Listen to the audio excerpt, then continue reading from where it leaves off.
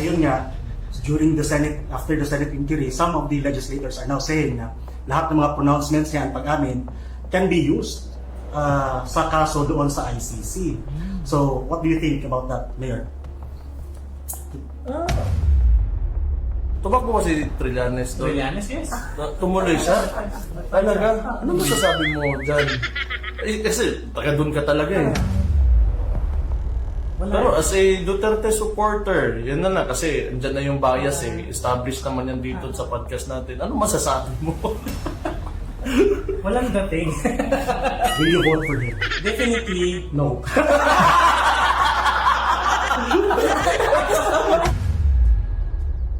So yung Bisaya ako, nagsisystem down na eh. Ayan. So I'm so glad that we are doing this. Thank you. Mayor. Salamat din Thank sa you. pag-accept ng invitation sa'yo dito. Welcome back to Davao City, Ate Joey. Yes. And of course, isa pang kasama natin, Mayor, kaibigan natin mula pa sa Caloocan, walang iba, si Mr. Justice Kabuhat. salamat Mayor sa pag-invite sa akin dito. At Sir Harvey, no? Masaya po ako na naimbitahan ako dito para makapaglabas ng mga hinanain or anything. So, si Mr. Justice, born and raised in Caloocan, Yes. Justice, but you've lived also in Davao City. For 7 years. So, kukunin natin ang mga opinion niya later, Ms. Joey and Justice, no, sa mga issues, local and national, especially national. So, let's start the discussion, no, kasi mukhang marami-rami ang pag-uusapan. Last week, naging exciting ang national politics, especially when PRRD, no, former President Rodrigo Duterte, appeared doon sa Senate inquiry on the war on drugs during his administration. So, direksyon na tayo, Mayor, no? I think we've seen the proceedings. How do you think na PRRD handled the Senate inquiry? Sa palagay ko, kasi matagal din siyang mayor dito sa Davao and naging presidente din siya ng Pilipinas before, former president. We handled it like how we handled any like yung mga sitwasyon na nakita ko before na he is under fire na really quite well. Na he wasn't even intimidated. Wala kang makita na kaba sa kanya. He knows what he's saying and what he's doing at the time of the Senate hearing. So that's classic PRRD you have there. Yun lang talaga. So I wasn't worried na for him. Alam ko kasi yun na, matagal dito sa Davao. Mayor, especially for us, Davaoenos, na nakita natin siya how he deals with situations like that. Marami nga ang nakamiss eh. Ika nga, anything ka, Joey, sa inyo din, no? Sa mga, sa SOCMED. That was the reaction. Sabi nga ni Mayor, PRRD was being PRRD during that time. So, na-miss ng tao yun eh. Na-miss ng tao yun. Yung very, very sure, very clear sa intention, very sincere na pagsasalita, and Very strong. Very strong. Miss na miss ng taong bayan yon. So, kaya nung Monday, nilive nga namin yan, and ang pakiramdam talaga ng mga tao, alam mo, para tayong nanalo sa World Championship, gano'n. Para finally, and it really feels so good. And for someone who is longing for that kind of leadership dito sa bansa natin, talagang nakaka-refresh ng ng hope na mukhang mukhang may pag-asa, mukhang may narikindle ba yung patriotism ng mga tao. At yung mga tao naniniwala dun sa ganong uri ng politika. No BS. It's really about how you protect your people. And, that has been the standard that PRRD has set. At namimiss ng tao yun. Kasi what we're seeing right now is really totally opposite of what PRRD had done. Sigurado ako, hindi yun yung gusto nila na outcome. Sa hearing nila. Pahaya sila eh. Pahaya talaga sila. Nawala na naman ata sila sa script. Ikaw, Justice, you were able to see that. Actually, ano lang medyo parang 1 hour so lang, parang nagsalita lang sa PRD. Ako personally, sobrang na-enjoy ako kasi, kumbaga, finally lumabas si PRD para sa yung mga allegations and eventually turned out na talagang sobrang boastful mga tao na sobrang hype, ang ganda talaga. So sa akin, and yung war on drugs talaga, especially sa amin doon sa Luzon, sobrang rampant, di ba? Correct. Hindi, kalookan ka, di ba? Yeah. O, hindi, para diretso na lang. Ano, compare mo na lang yung PRRD time and host itong Yun, time ngayon tama yan. sa drugs. Ano masasabi mo? Ako may anak ako babae. So syempre, ako, safety ang ano ko doon first Concern. priority ko. So nung during time ni PRD talaga, sobrang ang linis. Yun. Makakalakad ka ng madaling araw. Wala. Talaga, sa kalookan, umabot kayo sa ganun din talaga. For the information of everybody, si Justice ay kaklase ko noong high school sa San Beda. Kaya inimbita ko siya para sa mga viewers natin na Tagalog speaking. Kasi mahirapan ako na magsalita ng Tagalog kung hindi naman Tagalog yung kausap ko talaga. So kaya yung may mga kaibigan naman tayo. So before we continue, I'd like to thank Mr. Justice Kabuhat and Joey Devish, whatever. Thank you. Joey Cruz. Thank you for being on this podcast. So yun. Continue nga, Mayor, no? Then, lumipat ako ng Davao for 7 years. Same ang feeling. Same ang feeling. So, safe. Then, eto na naman, bumalik ako ng Caloocan last year, 2023. Di ko na, it's a long story, di ko na sabihin lang. Tama. So pagbalik ko, medyo na culture shock na naman ako kasi for like say 6 years na safe yung natitirahan ko, environment. Ito na naman, tambay, alak, droga, nag-aabutan na. So, ano naman. Please, yung ano masasabi mo para maiba lang sandali Ano masasabi mo sa pagtakbo tumakbo ba si Trillanes doon? Trillanes, yes. Tumuloy siya? Talaga? Ano masasabi mo dyan? Kasi taga doon ka talaga Personally, mga knowledge ko kay Sani, wala Pero, as I heard, tiga Caloocan talaga yung father niya. Okay. Tiga Caloocan. Pero dun siya lumaki. That I don't know. Kasi Kasi parang siya kilala nung nung mga Tao sa kanila. tao kilala, hindi siya kilala. District 1 siya District 2 rin kami. So, pero, wala. Pero as a Duterte supporter, yan na kasi andyan na yung bias Established naman yan dito sa podcast natin. Ano masasabi mo? Walang dating.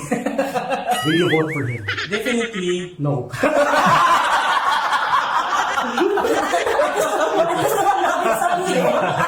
Gusto na namin sabihin na hindi ka lang pupuno. Tigil mo. Tama na. Very exciting din yung local politics nila. No, so, yun yan, I think that's a very good point also na ikaw mismo, you've witnessed both environments, no? One in Caloocan and you live in Davao. Diretso na ako kay Joey. At ikaw from Bulacan ka din, di ba? Yeah. You've lived all your life in Bulacan.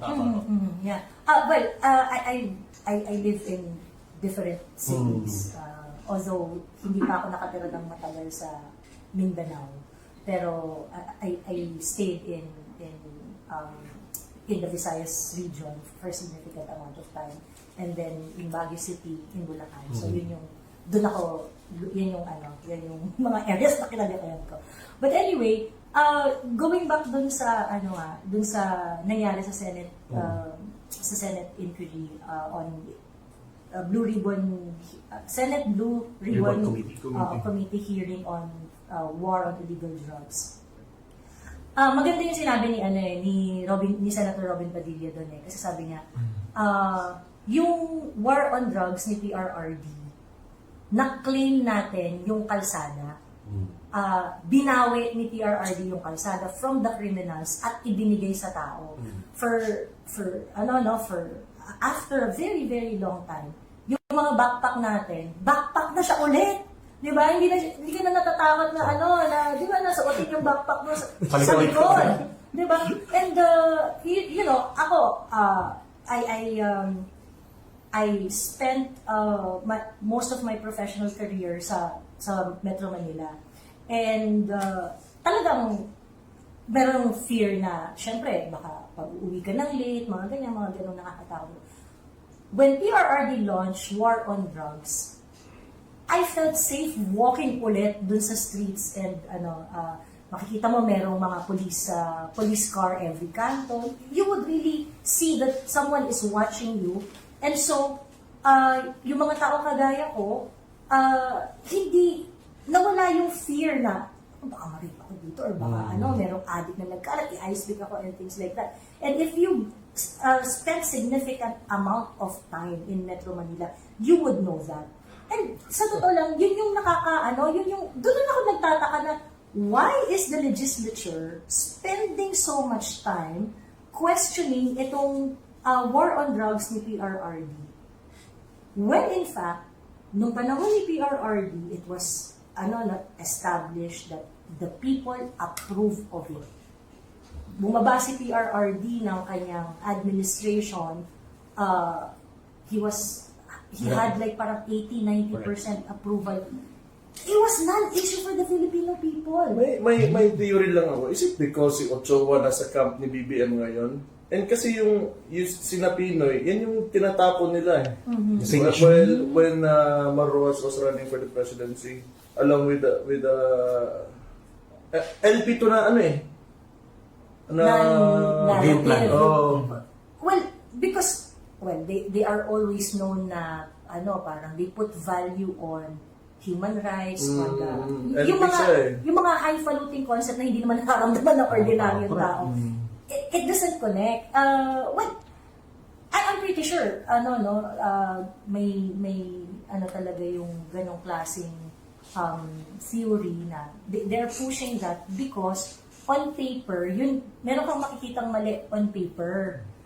However, what they cannot overcome are the personal experiences of the people na hindi nyo kasi madedebunk yung fact that we felt safe walking the streets of Metro Manila, Metro Cebu, Metro Davao, and other big cities here in the Philippines, even sa mga probinsya na infested ng droga. Pero tingin ko kasi, yung mga naniniwala din talaga sa mga ganung mga platform na against PRD, yung mga sheltered people. Yeah. Hindi sila yung mga nagsasakay ng jeep, tapos maglalakad, di ba? Hindi naman talaga kasi sila naharap dun sa ganung danger mayor. Hindi nila kaya sila may time na mag-theorize tungkol sa rights and everything. Kasi hindi nyo naging problema na na problemahin yung tagiliran ninyo kasi sasakay kayo ng jeep. Diba? Tama. Diba? May buliki na. Medyo na kami. Diyan, uso ice tea ka dyan before eh. Baka mami may tumutulong na Ako, hinabol talaga ako ng kutsilyo dati dahil lang sa naglalaro kami ng game sa internet, cafe. Hinabol kami ng kutsilyo. Dahil sa asarang. True. But I'm just curious kasi you mentioned na you felt safe when the pronouncement happened na papatay yung mga kriminal, mga drogista. Was that an immediate reaction for someone? Kasi kami, growing up in Davao, medyo nasanay kami sa mga threats. But for you na Luzon residents, when he first made that pronouncement on national TV, what was the immediate reaction? Natakot ba kayo or... To be honest, merong talagang para sa kagaya ko na talagang purong Tagalog. Medyo parang ano kaya ibig sabihin nito? Parang, ano yung sinasabi nito matandang yung mga kapatid? To be honest, may takot. Kasi parang, I do not really understand what he really wanted to do. Masyadong chaotic siya. Oo, parang, kumbaga parang, nabulaga yung senses ba namin sa Luzon na. Ano kaya yung mga steps na gagawin? Oo, So, paano? baka Kasi mabigat yung Oo, gano'n. pronouncement. You felt the same way? Tingin ko, tingin ko, doon pa rin sila. They're banking on that, like yung- impression. yung impression, Yun yes. pa rin minemaintain nila na yun dapat yung perspective ng tao nila kay PRD. Ma-maintain yung shock. However, ang kagandahan kasi nung ginawa ni PRRD, he delivered. Correct. Nung sinabi niya na, there are so many aspects kasi dun sa sinasabi ni PRRD na papatayin ko yung mga kriminal. Kayo mga kriminal, papatayin ko kayo. Ganyan. May unang question, tama ba yung statement na yun? So parang pag pinatay niya yung kriminal, di ba kawawa naman? Kasi ba't mo papatayin yung kriminal? Di ba life yun, things like that, yung ganyan. So magkakaroon ka talaga ng parang debate sa isip mo Tama. na may moral, may moral parang dilemma sa isip mo na pati is it right? Is it? But that is when PRRD direct the national consciousness that in life, in governance, you really have to take risk in order to protect the general welfare, the common good, at mas maserve mo yung mas nakararami. Ganito na lang, Joey. Tingin ko, yung pinaka-best example niyan, yung mga progressive talaga ng mga bansa tulad ng mga Singapore, Japan, and some states in the United States, may capital punishment talaga. That is a way in which a government can Put order. put order and deter people from doing evil things Correct. to innocent lives. Correct. So, ito kasi masyadong matagal yung may mga politicians tayo yung tulad ni Pangilinan na nagpasa ng juvenile justice law na hindi naman siya pangit pero hindi prepared yung bansa natin for that. So, CPRD kasi nga medyo may kulang. Dinaretso na lang nasabihin at gawin agad para kasi radical yung gusto niya eh. Drastic measure. Kasi kung lagi tayo umaarte na ganito, ganon, human rights, ang dami nating iniintindi, wala tayong matatapos sa lala ng sitwasyon ng bansa natin. Tama. Totoo. Ang siguro, Mayor, yung parang nag-cut across sa consciousness ng mga tao, yung, nung sinabi niya kasi yun, na hindi siya nakikipag-usap sa akin. Hindi niya sinasabi yun sa akin. When he was saying na, ganitong gagawin ko, he was communicating sa mga kriminal. Mismo. And that is the language that the criminal understand. Any criminals would understand. So, ayun nga. So, tama ka dun, Mayor, na pag ganyan kasi yung stand mo, it will really, deter them from doing, bad things. Na, gawa ka ng something bad, may paglalagyan ka sa akin. And, the effect of that, yung mga hardworking citizens natin, yung mga taxpayers natin, ang effect no, nararamdaman nila eventually.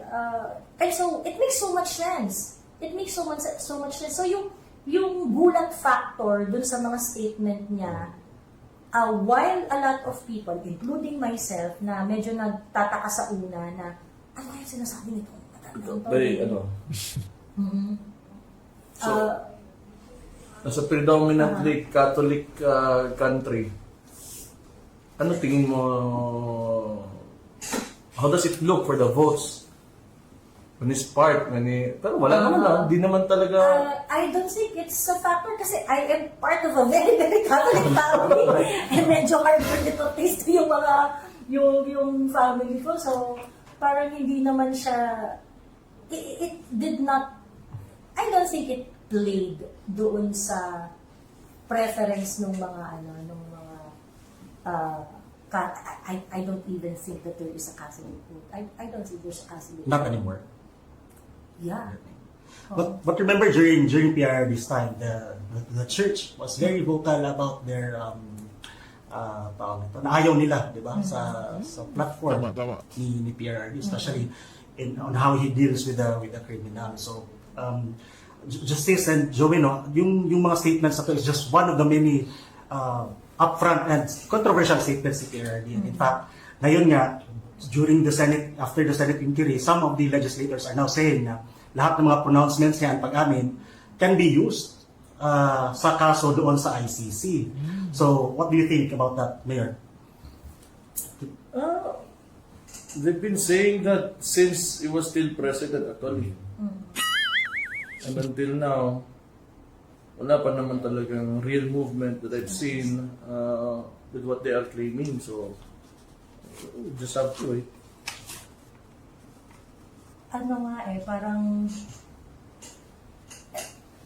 with all due respect, Mayor, alam ko po na, na tatay mo yan and everything. Pero naisip ko nga, sige, gawin mo na. Gawin mo na. Huwag naman sana. Bawa ka rin yung tatay ko. You know, yung ang mga Pilipino, sentimiento yun, may sentimiento yun sa yung, when your parents are being, like for example, yung ganyan na kakantiin nila. PRRD is like tatay of everyone. So, that might be the spark plug that we need. Di ba? Of course, syempre, ako, gusto ko ma-enjoy na ni PRRD yung kanyang retirement and everything. And nothing happens to him. Ganyan. But, you try to do it. Sige. Well, first and foremost, I do not know how they're going to pull it off. Kasi kung kaya nilang gawin yan, dapat dati pa nila ginawa. Tingin ko, But, tingin ko, pag talagang tinuloy nila yan, then PRRD would be pleased just to prove his point that he did what he did to save the lives of innocent Correct. Filipino people. Diba?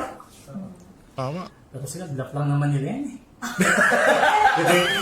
Para may masabi lang sila, para lagi silang Correct. on guard nila eh. Kasi kung kaya nilang gawin tama. yan, dapat niya pa ginawa yan, di ba? And that's exactly the point. Ako of rin, naisip ko rin yan, Tess. Actually, tama ka rin naman. So that was also the point of Senator Jinggoy during the hearing, di ba? He asked the question kay former Senator De Lima. She was DOJ. She was also she was a very powerful cabinet member during that time. Yet she has not filed their office. Walang final na single case. And she mentioned na nahirapan daw sila. Yada all these But ito nga, ang debate ngayon, ang usap-usapan ngayon, Diba? Para sa akin lang, kalukuhan naman, ipapakulong mo yung tao na actually is doing the right thing. Diba?